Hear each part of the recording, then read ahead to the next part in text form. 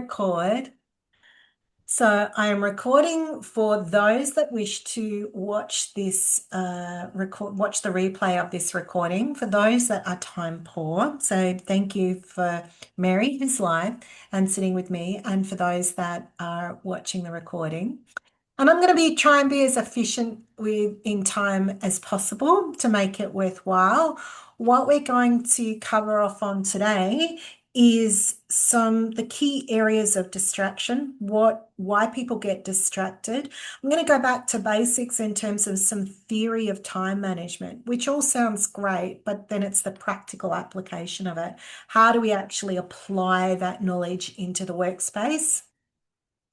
Got someone joining us now as well, one person joining us as well. So we're going to look at how you can focus your attention in the right areas.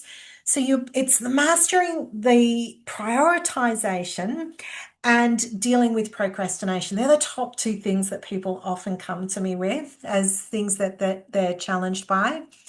And how we can develop better skills. What are some practical things that you can implement? I'm going to show you how that theory is applied into the digital space. So we're going to look at how to use categories feature within Microsoft Outlook and some of the advanced features you probably don't know exist to manage automation and that prioritization.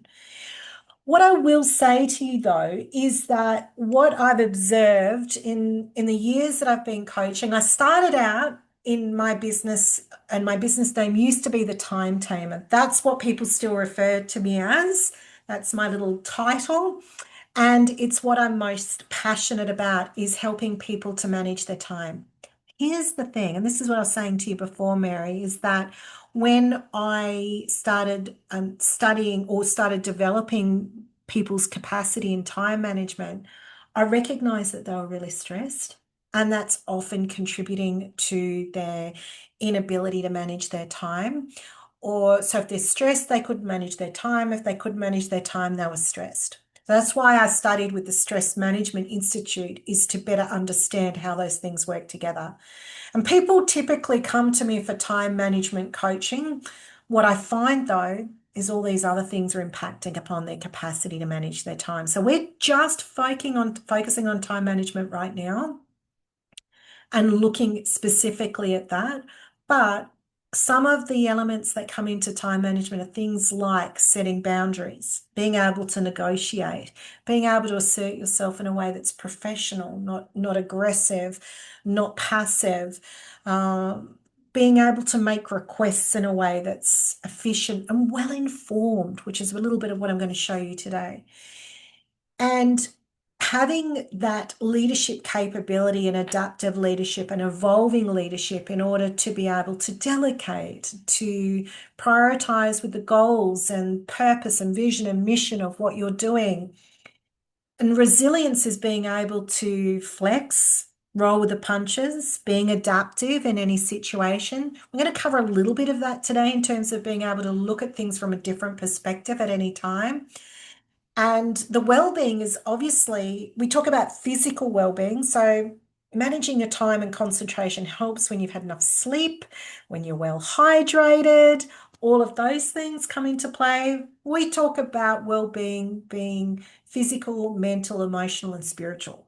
All of those things come into play in terms of well-being. And in fact, you're probably aware that the legislation has changed within Australia, where under the workplace health and safety legislation, psychological risk comes under that now. And one of those things in that is being able to manage stress, not having enough time to do things. So you can see how they all come into play. Like they all impact upon your capacity to be able to function well. And if one's a bit wonky, like a wonky wheel on a shopping trolley, it puts everything else in off direction. So what I will say to you is what we've observed is these are the top three things that people come to us with. They're saying, I'm overwhelmed, I'm overworked, and I'm just over this. I'm over it. Up, down, on, off. I just don't get to catch a breath. I don't catch a break sometimes. And you can get that anxiety. And what happens as a result of that is that we tend to feel like we're a bit of a fraud. We're not being as professional as we could be. We're not being the person that we said we would be for our colleagues and our friends and our family. And we can feel negligent, like we're letting people down and just not on track. We're just not on course. So the goal is to move you away from that across to the other side of the page. And what you should be feeling is valued. We all want to feel valued at work. Don't want to feel like what we're doing is a waste of time and no one appreciates it. We want to be able to have solutions in the moment. And I like to say with our business that we assist busy people to make courageous decisions in the moment for the long-term benefit of their team, business, and well-being. That's our little catchphrase for our business. And courage isn't the absence of fear, it's being able to make decisions knowing that you can deal with the outcomes, which is part of what I'm going to be showing you today. And you should feel motivated to come to work, not as some people, I think, Mary, you said this to me, the email dread, the inbox dread, which a lot of people talk about going, oh, what am I going to open up? What's going to be waiting for me, especially coming back after holidays, right? That's the worst time. We want to be able to make strategic choices, whether it's for the work that we do or in our personal life. Are we heading in a direction that's in the right direction? Am I making decisions and doing things that are actually shifting the needle and taking me to where I need to be going? When we get that right, we become the trailblazers. People look to us for advice and direction and to be able to have answers to those complex questions. Tell me how you did it. What should I do? We start to mentor people. And that's where that leadership component comes into play. And of course, that's going to make us feel more certain and confident about what we're doing. So the goal is to be able to push you over to this other side of the page. That's where I want to see you end up. So I think when I'm showing people, I hope you got a pen and paper because I'm going to show you some sophisticated things today and give you some practical tools. But the number one thing that is hardest for people when implementing this system, it's not the technical stuff. It's really not. It's changing their habits. That's what's really hard. And what I find is that people will resort back to what is familiar and what is comfortable for them when they're in moments of stress. It doesn't necessarily mean that it's the most helpful. We all do that, don't we?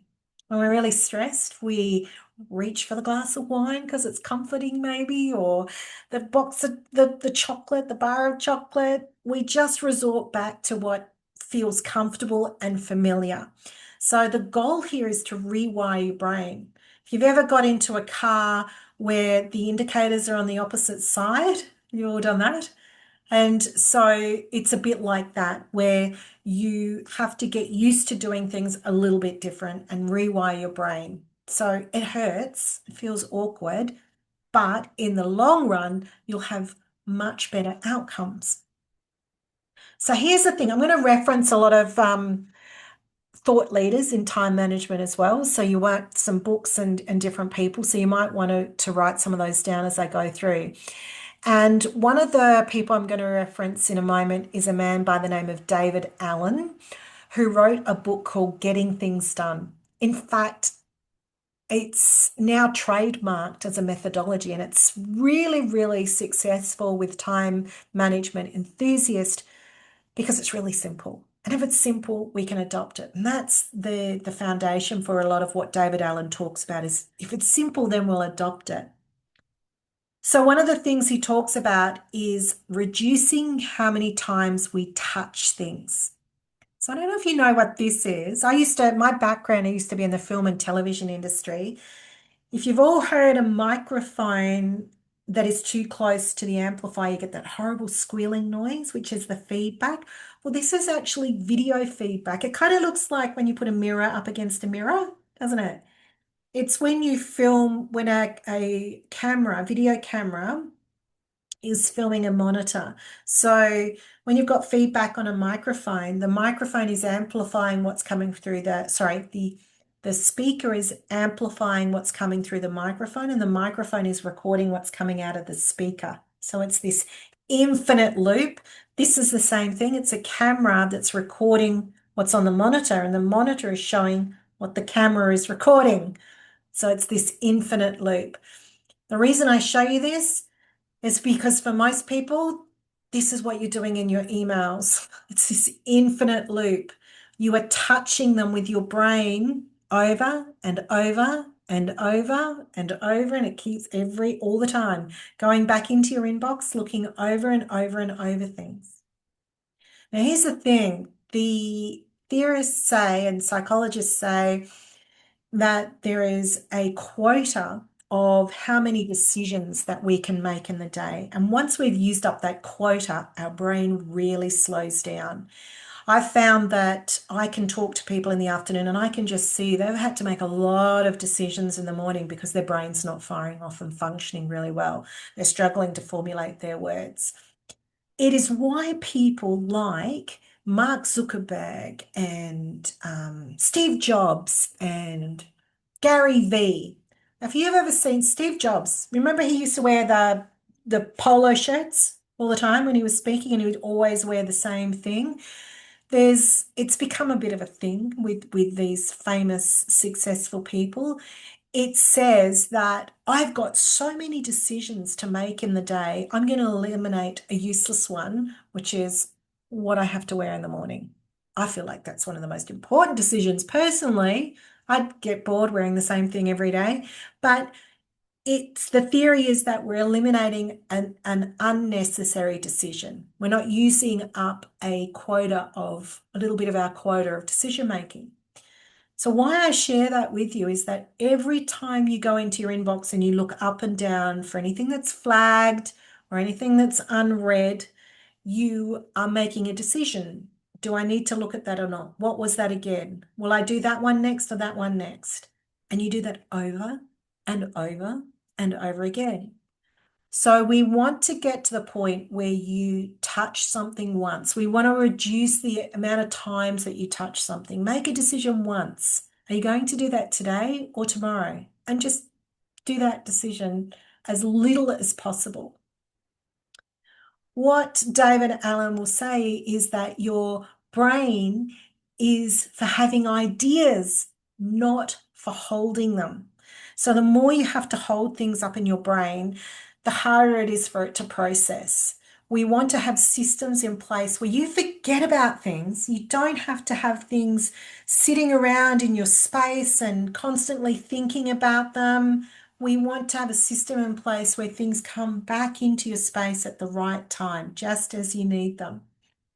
I'm going to share a little video with you. Sorry, I'll just stop sharing my screen for a minute so that I can optimize this for sharing. I'm going to play a little video, and look, it is a little bit salesy, but it is from the point of view, I want to be able to show you a story from someone who went through this system, just to be able to see the idea of what it should feel like when you have your emails under control, what it should look and feel like, and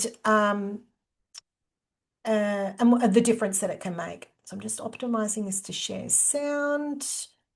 Optimized for video sharing. There we go. Let me play. My main pain point was emails, and I was getting 60 plus emails every single day.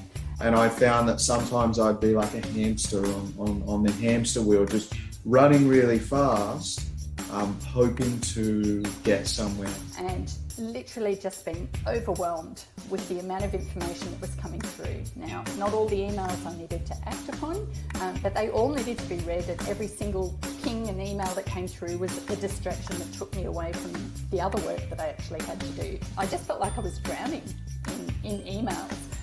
You've maybe talked with people about it or what works for them, but you've tried those techniques and it doesn't work for you. You're not somebody who can get up at 4 o'clock in the morning to beat everyone else at home and get things done. That there's realistic strategies that you can discuss and try, but so still feel that sense of success and accountability, but without a sense of judgment. it has been transformational for my business, and fundamentally, it's been transformational for my well-being.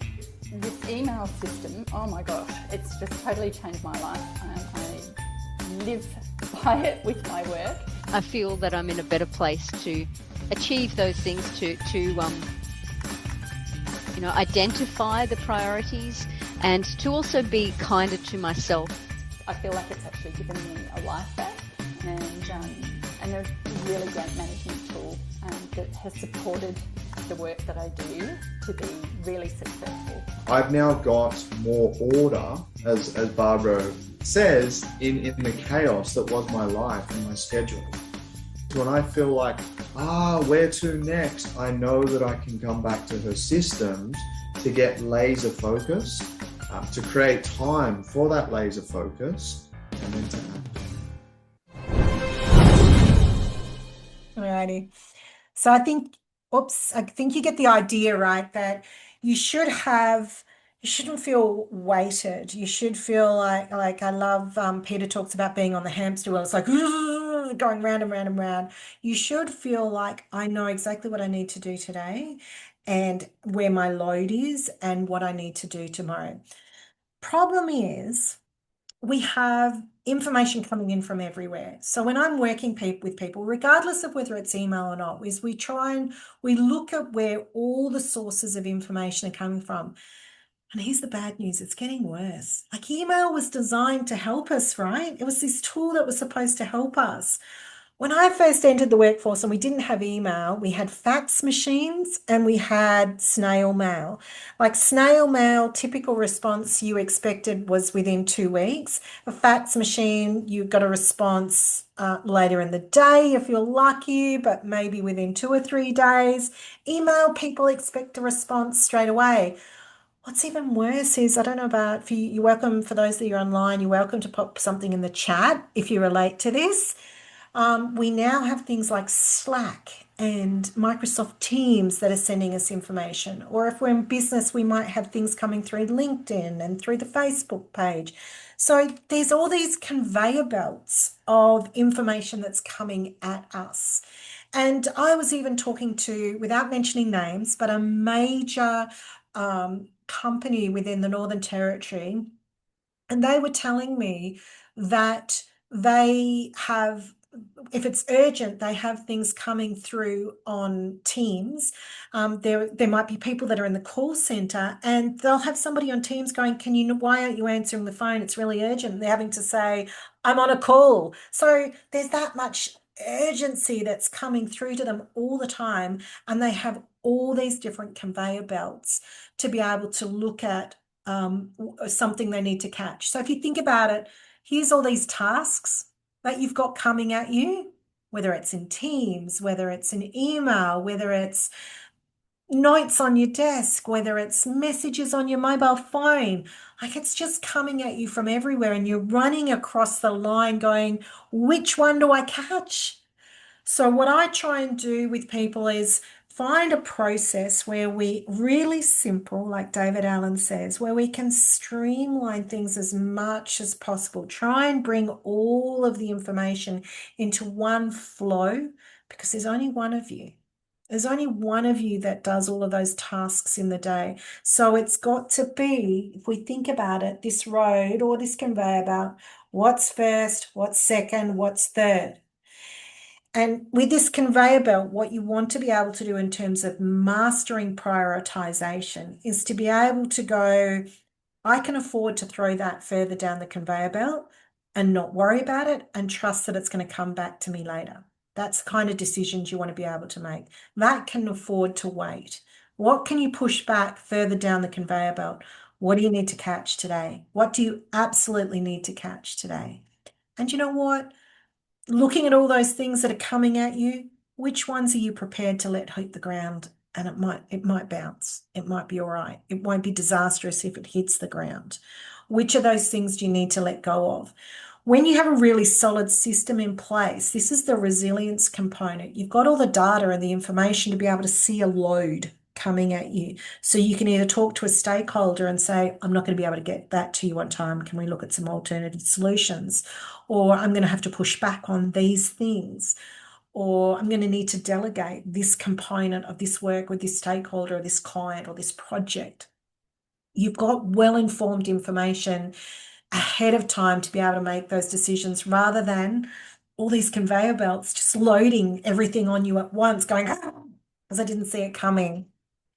The key is that there's key words in this is you're putting things in a place and they're coming back to you at the right time. And that's the secret. That's the absolute secret to David Allen's methodology is where do we put these things so that we can let go of them, but trust that they're going to come back to us at a much better time and a much more convenient time. And everything needs to have a place, not a million post-it notes around your monitor, not 5 different notebooks, all these different places that you're looking for information. We want to streamline it. And if we break it down, I can't believe it's this simple, but it really is. This is the theory that David Allen talks about. What is the process of collecting all the actionable things? Teams, post-it notes, SMSs, LinkedIn, Facebook, emails. Emails, obviously the big one that we're talking about today. But how do we collect all of that? Your notebook, all of these things. How do we consolidate those? The next step is that these two here are the biggest ones, the processing and the organizing. The processing is the time frame, whether things are actionable or not, where they sit on the conveyor belt, and the organizing is that, that prioritizing or categorizing things. The reviewing and doing is the absolute easy bit, right? It's these things that we get wrong in how we manage our time and processing. So that's why I'm going to show you a methodology through email management. If you remember nothing else from today, I want you to remember this. The most important thing, the thing that causes us distraction and where we get sidetracked is because in our inbox typically, sorry, I just have a little sip of my coffee here. Where we get caught out is everything that's not actionable sits in with our actionable things. Quite often we will have folders, for example, in our emails where we've got things in there that we actually need to action, but they're stored in there in that folder with everything else that's kept there for useful reference, let's just say. Quite often our inbox is like that. The goal, the most important thing in terms of time management is being able to separate out the things I need to action and the things I don't. So it's not uncommon, and no judgment here, by the way. There is no judgment here. It's not uncommon for people to have lots of post-it notes around on their desk or around their monitor. Now, some of those post-it notes are logins, a phone number that you need to that's really handy. So it's reference material for you. But in amongst all of that might be must call Fred about the quote for the budget that's due at the end of the month. I need to order this particular printing cartridge from my printer at home. Like there's all these little things that have so you can see one's got a very specific and urgent and deadline around it. The printing cartridge, oh, that's just annoying and inconvenient, but I need to do it. And then the rest of it's just reference material, but it's all shouting at you. So you end up switching off. You don't have any focus and attention around it. So here's the thing, I'm going to show you a tool. So hopefully you got a pen and paper handy and a bit of blank paper.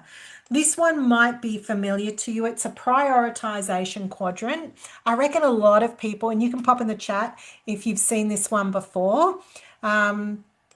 If you've noticed this one before, if you've seen it, it's the often referred to as the Eisenhower matrix or the urgent important matrix. That probably rings a few bells for you. It's a prioritization quadrant. I love quadrants when we're talking about how do we raise awareness and mindfulness. So most people will be familiar with a SWOT analysis, for example. So quadrants are really good to be able to go, let's get some perspective on where things sit.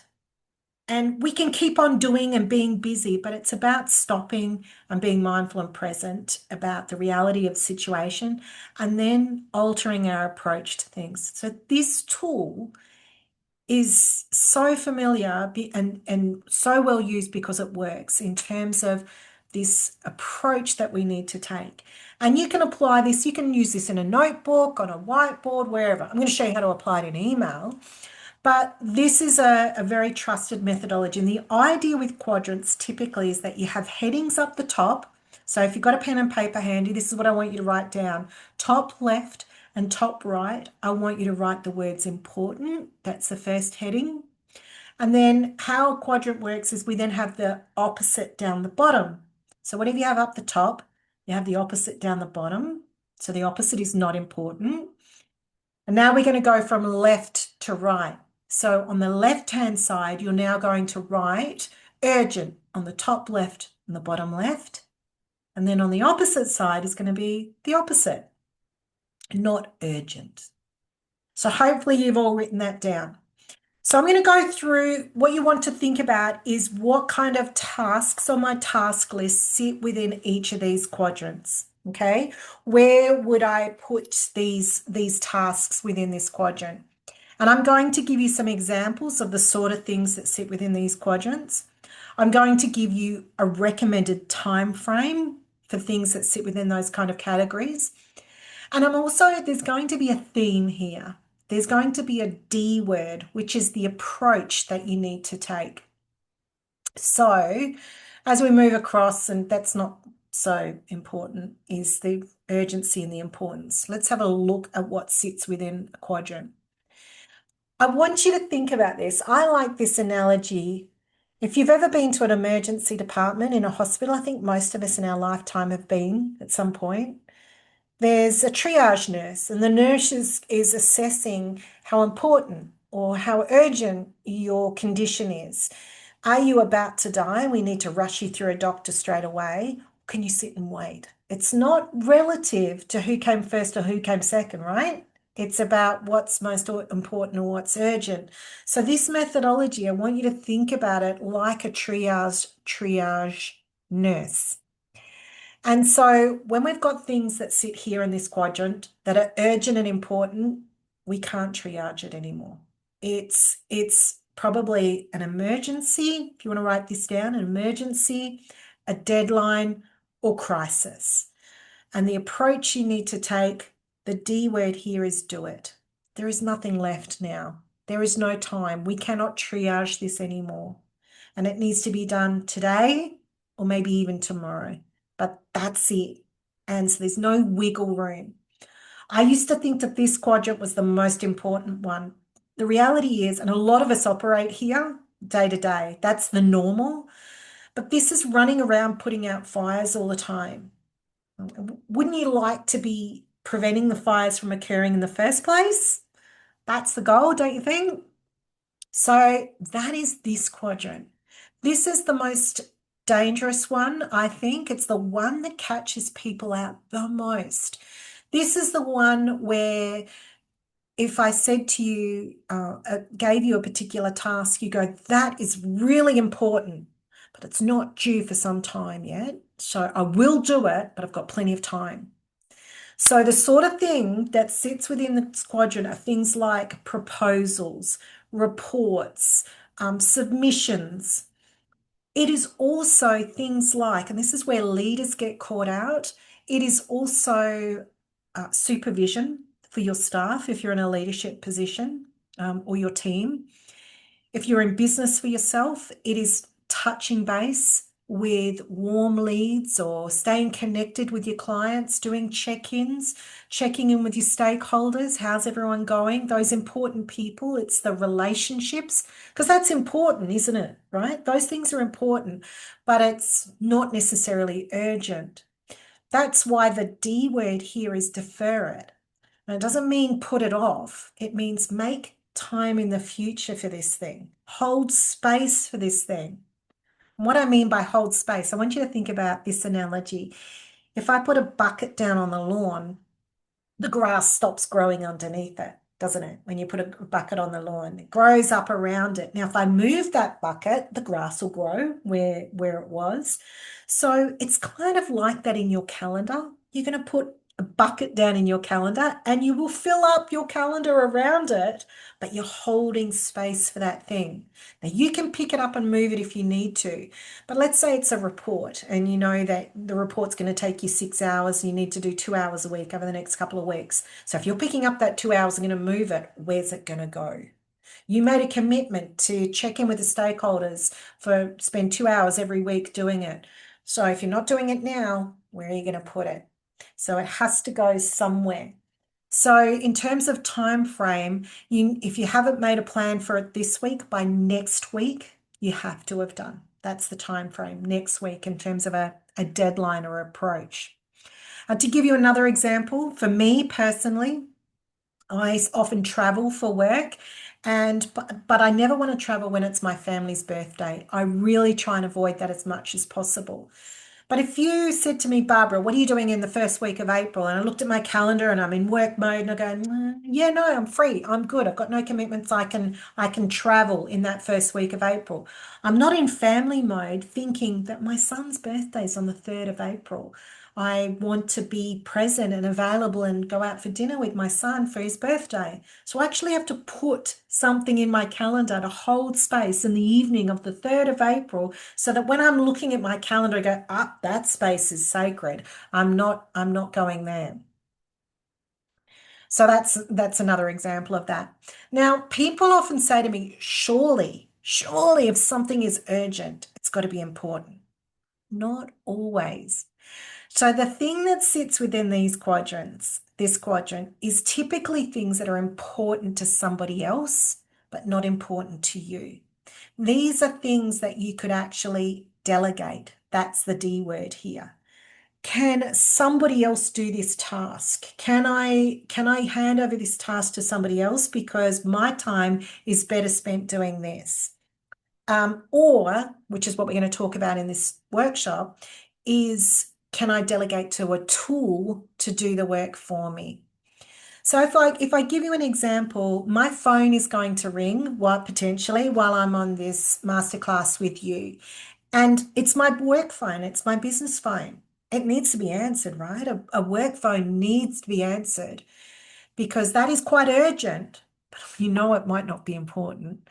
So I have a message bank on my phone that takes the message for me.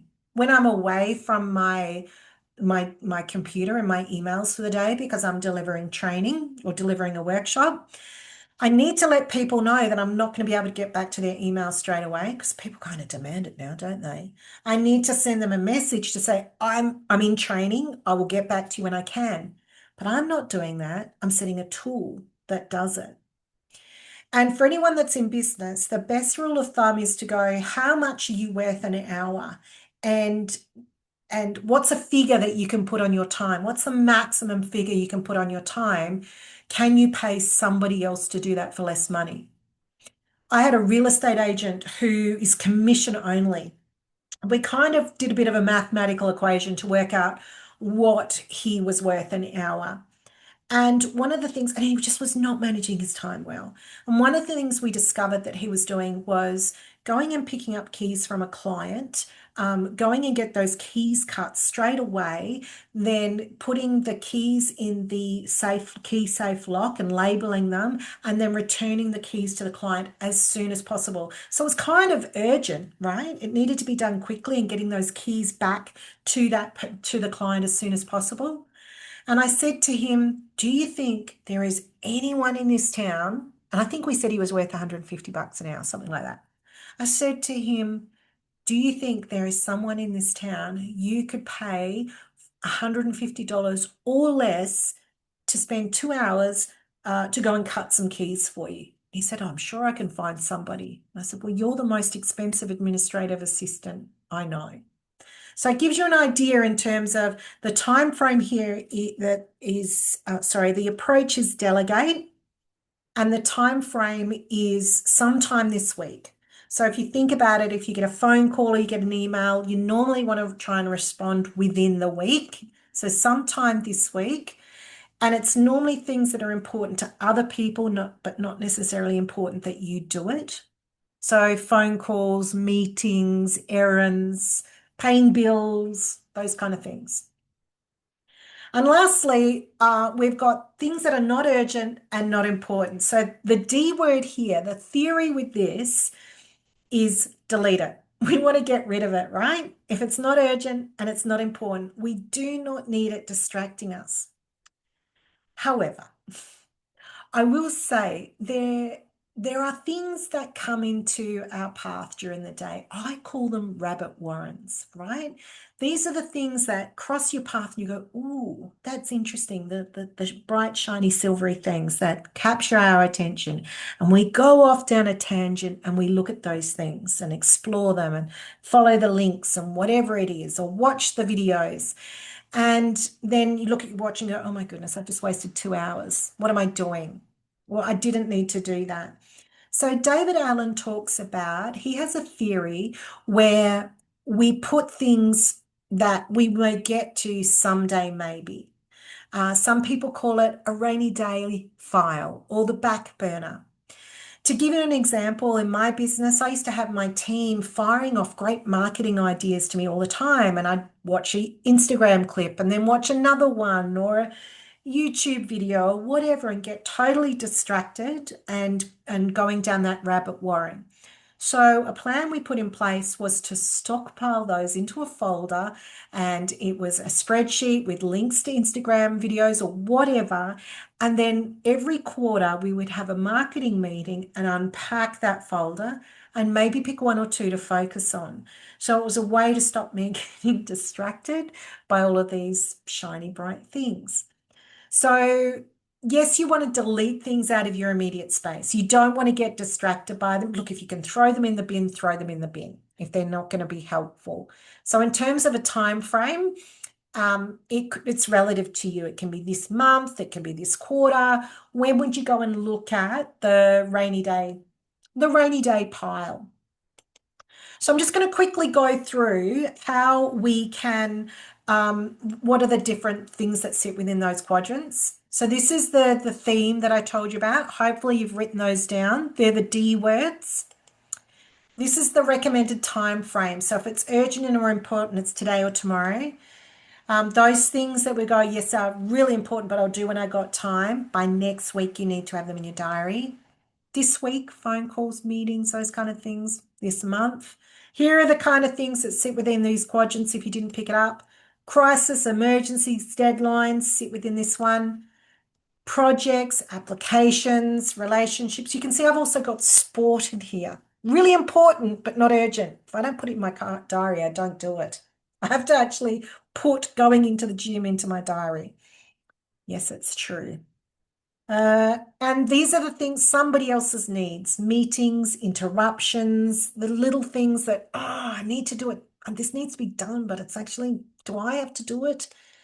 And I just put in here any of the things that are going to cause you distraction. So you can see social media is it for me. It could be socializing. These are mine. Like these are things that are not necessarily shifting the needle in terms of creating an outcome for the work that I'm doing. So the reason I've spent quite a bit of time going through this theory to then demonstrate how do we put this into practical application? What are some things that we can do within Outlook? And I'm going to show you, give you a quick roadmap, a quick overview of the system I implement with people. Now, you can have a go at doing this yourself, or if you want to talk to me about how this works, you're more than welcome to. But I'm going to show you the process and the theory. The first thing we're going to do, if you have these little pop-ups appearing, you are going to turn them off because they are every single email that appears in your inbox is popping up and taking away. You're using up, unnecessarily using a decision quota. Do I need to look at that email or not? And the research shows that when you are interrupted from a task, whatever that task is that you are doing, it will take you 3 times as long to actually complete it than if you hadn't have been interrupted. So that email that would normally only take you a minute to write is now going to take you 3 minutes because you're going, what's that message? What was it? Do I need to change it? Oh, no. Now, where was I? So we want to eliminate anything that is causing you unnecessary distraction. Alerts on your phone, pop-ups on your computer. I would even say have set times with your colleagues where you are do not disturb on Teams, whatever it is. I was talking to an accounting client the other day who was saying that, which is a great system, where he says to all of his clients, I respond to emails in the morning. If you've got something that is urgent that you need me to attend to, ring me or email me in the morning. Afternoons are all my appointment times, which I think is great because that sends a clear message to everybody around when you're available and eliminating those unnecessary distractions. So if we are deferring things, this is where there's a powerful tool that most people don't realize that they have available to them. I'm just curious if you want to drop in the chat whether or not you use the flagging feature within Outlook, whether you flag emails, yes or no. I'm curious to know. Most people use the flagging feature within their emails just to highlight emails that they want to go back and look at. Some people will mark them as unread, but there's a very powerful feature that is available to you with flagging that you may not be aware of. So yeah, just pop in the chat for those of you that are online, whether you are using flagging feature or not. I'm curious to know. So you don't use it, Mary. Oh, wow. Okay, this is good. You're going to find this really interesting then. So when you're using the flagging feature, something that's really interesting about it is that you can actually, if you right-click the flag, it gives you some options, and this will be very familiar to you now. Microsoft Outlook applies the Eisenhower matrix to this flagging feature within Microsoft Outlook. So if you right-click the flag, it'll actually give you these options up here. Today, tomorrow, this week, next week. They're default ones. They're actually in the matrix, right? You actually have those as options. And you might say, well, then what happens? Remember I said to you at the beginning, we want to be able to separate out what's actionable and what's not. There is a feature within Microsoft Outlook called To Do, and it is a curated list of everything that you have flagged that you said you wanted to attend to. So you can start using this straight away. So you can see here, it's actually regardless of what folder this email lives in. You can have hundreds of folders, but it will curate all of the emails that you have flagged into one location and eliminate out anything that's a distraction. And if you've used that right click, it's going to prioritize it on your conveyor belt for you of the time frame. So this is where you can start moving things down the conveyor belt. Now, one of the things I do when I'm working with clients is I get them to take things out of their notebook where they've written down all the things they need to do. Oh, I've got a big list of 20 things to do. Reality is most people will only do a maximum of 5. So I say to people, use your notebook, but only aim to get 3 to 5 things done in the day. It shouldn't be a stockpiling of everything because research shows if you don't get through this big list, you get deflated. This is a little bit different. So what you can actually do is use this feature here to add a task that's not related to an email onto your conveyor belt. So in amongst all those emails can specifically be a task that you can create. So it could be completing a form online and you just put the URL of that form that you need to complete. My Qantas Club expired recently and I had to sign up again. So I was, that's the thing I've got to do. If I don't do it, I'm going to have to do the application fee again. So I've got the URL in the task and it's on my list of things to do. You can also flag contacts as well. So if you've got a contact, you can see here, this is actually a contact in my contact list within Microsoft Outlook. You can add a flag to that too. So you can pop some notes into the contact record saying, I must talk to this person about funding opportunities. They've said to me, oh, too busy right now. Call me in the first week of November because that's when we're redeciding what we're doing with our funding. And this is what I used to use this as my CRM in my business, and somebody's name would pop up on my list, and I go, who's Fred Jones? I don't know who Fred Jones is. And I click on it, it opens up the contact record, and it's got all the notes. Go, yes, I've got to ring that person. So it's a lovely conveyor belt of things that you need to do. And so what we're doing is utilizing, we can quickly reprioritize things each at the beginning of each week. So I set a goal for what I want to achieve in the week. So some things are today, tomorrow, some things are by this week. Sometimes I'll push things down on the conveyor belt and then they come up again. Here they are. I want to show you, this is me in real time. Actually, it's a video of me in real time going through my list. So you can see, if you look at the due date, there was a lot of things. This was 2023. So I'm still using this system. A lot of things that I'd said that I needed to do by the end of the week. So Mary said, does next week turn into this week if left too long? Exactly. It's exactly what happens, Mary. So I push things down my conveyor belt and go, next week, and guess what? Here they are. Next week is now this week, and here it is. But the beautiful thing, Mary, is that you can use the custom button as well. And so sometimes there's things that you go, I can't forget about this. This is really important, but I don't need to look at it for a month. So push it way down the conveyor belt and have it come back to you later on. See how quickly I'm prioritizing things in this video? I'm moving through, and oh, look, I'm bulk highlighting some things there and pushing them to next week. Going, oh, yep, that load of things can move back to next week. So I'm only doing it once. I'm not having to go in it up and down my inbox going, what do I need to do this week? What do I need to do this week? I'm making that decision once and pushing it down the conveyor belt. Now, there's something, I think I may have a slide later on to show you this. For those of you, I know there's a lot that are going to watch this recording and that are here live now, where you have a team of people that you're responsible for, but you're too scared to give things to them because you're worried you'll forget about it. And then you write it down. You've got to make sure that things have been done. So let's say I'll give you my example with a proposal to a client. I want to send out a proposal to a client. And if I don't hear back from them, let's say in a week or 2 weeks, I want to be reminded to follow them up and say, hey, did you look at the proposal that I sent you? When you send an email, when you open up a new email to send, there's actually an option for you to flag the email you're about to send.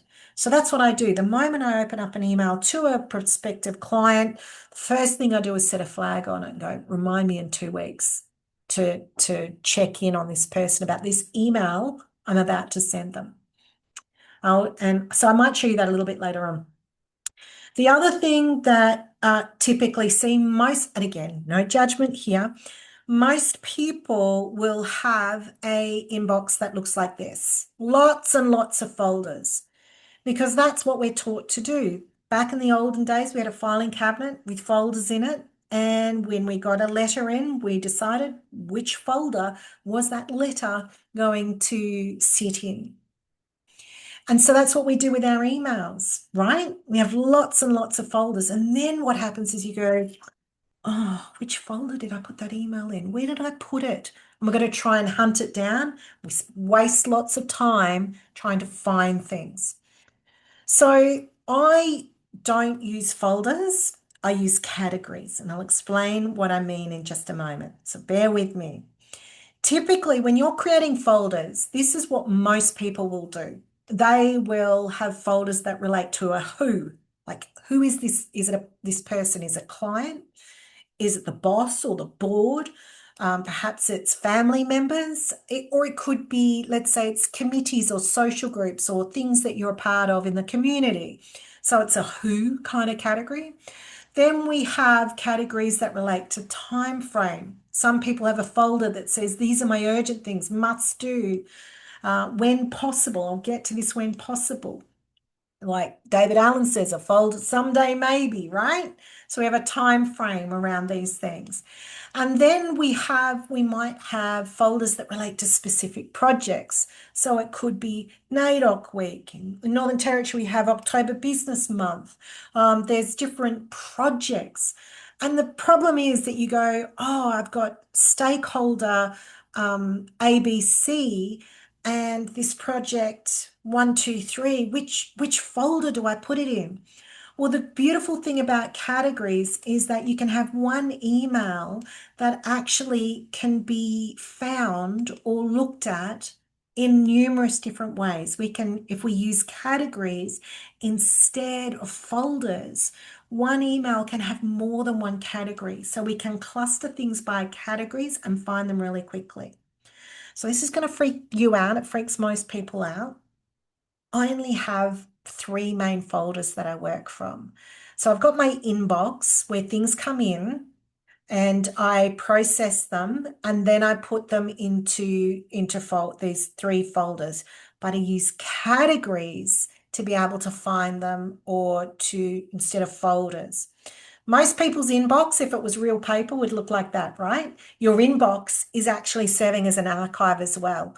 I get people to inbox 0 within a couple of weeks so that your inbox is actually a letterbox, not a receptacle for archiving as well as receiving things. It's not your actionable and non-actionable things. It is purely a receptacle to receive things and process them once. So they then move into the action folder, the archive folder, or the read folder. Now, the read folder is where things go that don't typically have a time frame around them. They are things that are useful that I might want to go and look at. So it's industry newsletters, or for me, for example, if I get emails every time I purchase something through my business on PayPal. I can't unsubscribe to those, but I actually don't really need to look at them. Maybe occasionally I need to go and read them. So I have a folder, they go into my read folder and they're categorized finance PayPal. So I can go and find them if I need to. I can go and see all the industry newsletters.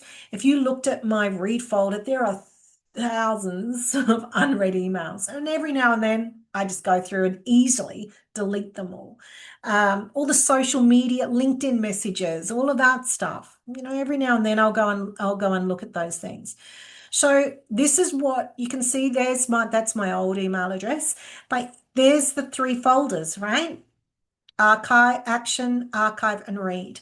And then I'm just sorting and viewing those emails in each of those folders by category. What we want to be able to do is automate some of the prioritization. So we want to be able to separate out things that are non-actionable that need timely action. So I'm applying categories and processing to my emails as they come in very, very quickly and automating a lot of it so that I only have to do it once or twice. I'm not having to over process things. So I have a button on my computer that when I press it, this is what happens. It'll move to my read folder or it'll move to my archive folder. They're the things that are non-actionable. Or it is going to move into my action folder, be categorized action urgent, action when possible, or when a response arrives. And so there's a feature called Quick Steps, and I help people design these buttons. So, for example, when something is, if I hit the button action urgent, I can't see it there. There's action urgent. When I hit that button, it will mark the email as read. It'll move it to my action folder. It'll categorize it as action urgent and it will set a flag on it so it goes onto my to-do list for today or tomorrow. This one here, when I hit this one, it says archive receipt. So when I hit that one, it marks the email as read. It clears any flags that might be on it already. It moves it into my archive folder. It categorizes it as finance receipt and it forwards the email to my accounting system so that it goes into the receipt system. So you can see I've eliminated decision quota. There's 5 steps there in one button, right? So I'm just pressing one button. I don't even think about it. Dunk, and it's all that is done. I don't even have to think about it. It's out of my inbox, it's processed, it's actioned, it's dealt with. But I have all these buttons that will do all of those things. I can't, until I've looked at the email, I can't decide what I'm going to do with it. But as soon as I see that email, I can press a button and it's done. Out of my inbox, gone. Sometimes though, there are emails that I go hand on heart. I know I'm going to do without even looking at it. I know I'm going to do the same feature, same thing. So there's a feature in Outlook called rules. You can, in the chat, I'm curious to know if anyone is using the rules feature. So to give you an example, when I have an email that comes from, let's say I've got a coaching client and I've got a few coaching clients, I have one rule and I list all these people in that rule. So when I get an email from Fred Smith, Mary Jones, Tom Smith, all of these different people, what's going to happen with those emails? It's going to be given the category client coaching. Now, it doesn't necessarily have to leave my inbox, but half of the filing is already done for me. And it might be that Tom Jones, let's name, client coaching, but maybe he's working with me on the NAIDOC Week project. So if an email comes from Tom Jones and it's got NAIDOC Week in the subject line and the body of the email, it's also going to be categorized NAIDOC Week. So when it moves into my action folder or when it moves into my archive folder, I don't have to think about where I'm going to file it. That thinking's already done. Half the work is already done for me. So there's so many different things that you can do within the rules feature for, so you, Mary, you're doing it already for newsletters, right? So they're probably going into a folder. All I would change is say that you'd have a read folder, but there's lots of different categories. So you could have something that was categorized newsletter, but then you could also have something that's categorized law industry, for example. So you could find all the stuff that's related to law industry, or you could just look at all your newsletters. So I have a category that says great content, but then there's great content time, great content stress, and that all moves into my read folder as reference material for all of the industry networks that I subscribe to. So Australian Human Resource Institute and the other stress management institutes, all of these around the world. I don't know if that's a video. Is that a video? Yeah. So it'll just show you that you can go through and have a look. Mary, you're already familiar with it, but there's actually lots of different conditions that you can apply. And then the video is just showing you that, but I won't worry about spending time on that. So here's the reality. Can I just say, I never go into folders to look at what I need to do for the day. Very rarely, very rarely. Well, this is my process, and this is what I teach clients how to do. Check your inbox for what's come in. It's like a little letterbox, like inboxes were meant to be, like email used to be. You've got mail. Woohoo! I've got an email. You go and check your letterbox, and then you decide whether something is a catalog that you sit on the side and look at later, or it's, oh my God, this is a bill I have to pay. Like you decide where it's going to live and what kind of action it needs to have. So I use for anything that's not already automated through rules, half of the stuff's already left my inbox using rules, like the PayPal receipt. That is, before it's even hit my inbox, it's already gone to the read folder, categorized finance PayPal, and out of my inbox. I don't even have to look at it. I use the quick step buttons to be able to go, is this urgent? Isn't this urgent? What do I want to do with that? And then I go and look at my task list. You notice I'm not looking in a folder, and I only do that 3 or 4 times a day. My inbox is empty, and it's rare that anything is older than 2 weeks in my inbox. So if you can eliminate how much time you're processing things, making decisions, reprioritizing things, you save a massive amount of time. Now, you could say, oh, it only takes me a minute to look at this email. It only takes me a couple of minutes to look through my inbox. But if you do that over and over and over and over, it all adds up. I talk about a time budget with people. And if I was to say to you, how much money do you spend on coffees in a month? You go, oh, So I need this much, or how much money do you spend on coffees in a week? And you go, oh, maybe $20. Oh, well, you're buying a coffee for yourself, then you're buying a coffee for a client. It's actually one here, one here, one here, one here. It's actually about $60, $70. And you go, oh my God, that much. It's a bit like that with emails. A minute here, a minute there, a couple of minutes here, a couple of minutes there. 2 hours per day is how much time I typically save people with this system. That is how much a drip, drip, drip, drip fills a bucket of time. So if you change the way that you're processing things, you have more mental energy and you'll have more time up your sleeve. These are the 4 Ds that are the fundamental basis of time management. Is we want to be able to look at things from the perspective of, do I need to get rid of it? Do I need to do it? Do I need to delegate it? Or I do need to defer it? If you remember nothing else as well, these are a really simple process that you need to consider in terms of how you collect that. You remember that the prioritize and organize, the process and organize in David Allen's system, is those are the things that are fundamental to time management. So Justin, we've done really well for time here. I always like to allow a little bit of extra time at the end. So these are the options that you have available to you, and I'm happy to stay on and answer any questions as well. Or if you're watching this recording, please comment. If you're seeing this on YouTube or if you're seeing it through an email, please message me if you've got any questions. You do have the option, if you want to be able to, I always make available whenever I do any training for people to be able to reach out after you had an opportunity to digest the information. If you want to be able to strategize how this might apply to you, where it might work or not work, you're welcome to book in a link. And for anyone that's registered, you do get an email afterwards with those links where you can book in a time with me if you want to. And there's no charge. I want to be able to help you apply the knowledge and the information. I do also offer, of course, there's going to be an offer in this, there's a limited number of people I can take on at any time, but I do 90 days.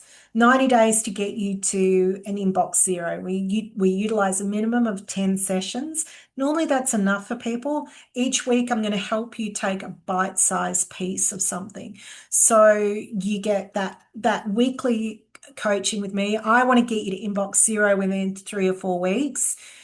Going to give you at least 4 hours a week back. I reckon I could get you more. I reckon it's normally about 10 hours.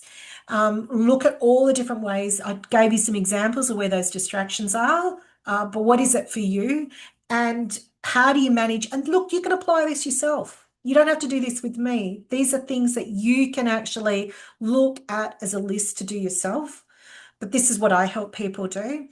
How many times are you over handling emails, and how do you get rid of what you don't need in your concentration space quickly? We don't want to spend time processing things.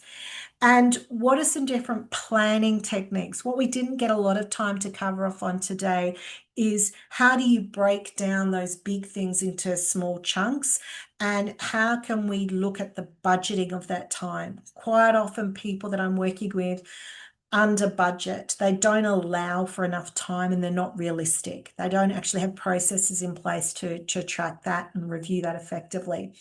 And I'm going to show you how to use categories, which you've got a feel for already. So there are some other methods in terms of prioritization, and we don't want you to be operating that quadrant of urgent and important. That's reactive. We want you to be proactive, which is that quadrant where things are not urgent yet, but important. That's where we want to put your energy and focus, right? How do you create the biggest impact for the least amount of effort? Is it shifting the needle, or are you just fluffing around? And so how can you be really timely and responsive to stakeholders? Or clients, there is nothing worse than going, oh, I'm sorry, this is late. And look, I get that happens for me sometimes as well. It's a reality, but we want to eliminate how often that happens because it just feels yucky. I've just given you some example of some automated features. So if you're working one-on-one with me, of course, I'm going to show you how to make that specific to you. And we want to be able to improve your response times in your organization, particularly using those categories. I want you to be able to shift your focus at any point in time, at any particular time. Most of the time, we're looking at what do I need to do today? What do I need to do tomorrow? But sometimes things happen where you go, forget about time frame. I just need to look at everything that relates to John Smith right now because I'm going to visit John Smith and I just want to see where I'm at with John Smith. So sometimes we need to shift those perspectives. Like the real estate agent, he wants to be able to go, I just need to see everything that relates to this property and where it's at and what I need to do and what's coming up and where things are at with that.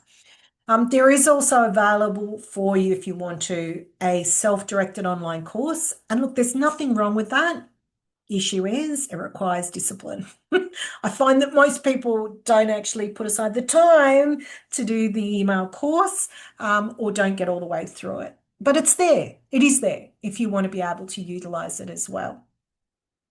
So I am just in finishing up. If there are other ways that I'm always sharing information. Oh, there's a typo on there. Should be .au on the end of that slide. There's no .au, but I do share stuff on social media all the time around time management and some of those other things that were on that wheel. I want to ask anyone that's online now, I'm just going to stop sharing. For those that are online now, do you have any questions? Any reflections? Anything that you want to ask about that? I do. Do you Yes, Mary. recommend turning notifications off Mm, on, yeah, yeah. Because the okay. reality is, Mary, for someone like you, and it's the same for Tony, and Tony's online as well, you you are experts in your field. You're not, people don't pay you to sit and monitor things. You want to be able to use your beautiful brain in focused attention time and then use other times to be responsive to those things. Yeah. And you want to look, part of what I'll do with people as well is often look at when are your peak periods of when people want to reach you. So maybe they're not the times that you're doing reports and proposals. Like I was saying to the accountant that says mornings, go nuts, reach out and contact me, but afternoons, you're not going to get me. Yeah, I've done a bit of that with my diary. Mondays and Yeah. Fridays are no meetings, so I can Yeah, just great. do some work and different things. But yeah, it's, Yeah, uh, Tony's just said in the chat could spend the whole day being distracted by emails coming through and addressing these as they come in and nothing gets done. And that's right, Tony. Like you just at the end, there's nothing worse at the end of the day going, oh my God, where's the day gone? What have I actually achieved today? And that's because we're going from here to here to here to here. And look, sometimes there are the nature of the work that we do, we have to be like that. But you get to know when those times are going to be, especially if you're in a leadership position where people want you and they need you to be responsive. You just work with where the energy flows and where the energy goes. And that's part of your budget, right? That's part of your budgeting is going, that time has to be allocated to that. If it was finance, you go, we have to, the reality is we have to pay for those things. Where is that going? Yeah. Rather than going against the grain. So Mary, yes, you can look most of the time with my phone is that I have it on silent. So it still rings, but I'm not getting all the notifications and I'm not getting distracted by it. Occasionally I can turn that off and it can go bing ding we was whatever. And if I can allow it to distract me in those times, but most of the time it's actually on silent. Yeah. yes, I have turned a lot. Like I don't have any on my personal phone, Facebook or LinkedIn or anything like that coming up. It's really just emails and text. But I think I'm going to turn the emails on. Yeah, yeah. If you've got those little pop-ups on Yeah. there, there is a feature, Mary, and this is something that I do show people in my training. There is a feature where you can create customized alerts. So you will get pop-ups, but only for those people that you nominate. So you can create customized ones. So for example, I have pop-up alerts for purely for my team. When my team are emailing me, I will get a pop-up because I do want to know about it. Mm. Yeah. So it could be a board member, it could be, Yeah.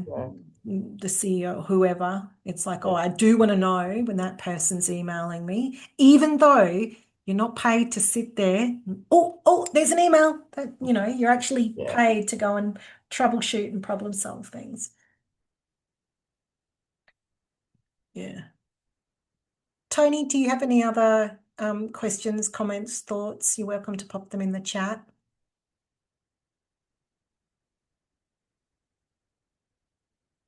Oh, good. Thanks, Tony. She said, no, I think it has been great. You're welcome to reach out to me. And again, anyone, yeah, I figured that you were in an open office, Tony. That's all good. And for those that I know there's quite a few people that are watching this in recording and replay because they are time poor. The beautiful thing is for those people, they can replay it on 2x speed. If you want to hear me talk really fast to the bits that aren't relevant to you, if you want to make a time to strategize with me, you are most welcome to. Or talk through any of that. I will be doing this master. I want to make this masterclass is often asked of me, so I will be probably doing this in another 6 to 8 weeks. So if you feel there is someone that could benefit from this, please do share it with them. There is no cost. It is obviously about promoting different systems and being useful and helpful for people and to consider different ways of doing things. I sometimes deliver this training in public workshops, but not as often. I sometimes come into workplaces and deliver this as a one-day training as well. So again, Mary, if that's useful in your organisation or anyone watching the recording, it's harder though. One day you can see there's a pretty intensive technical information. So sometimes I'll do a one-day workshop, or Tony, for some of your clients or colleagues, it could be what sometimes works really well is a series. So let's say 3 days of 2-hour slots where we're putting the knowledge into practice. And that first session is I go over that prioritization quadrant, but I actually go through a lot more theory on time management as well. All right. Okay. Thanks, Tony. Thanks, Mary. If there's no other questions. No, that was great. Thank you. I'm going to go and action something right now. All right. Fantastic. Let me know how you go. I want to know how you Thank you. go. All right. Cheers. Talk to Bye. you all soon. Bye. Bye.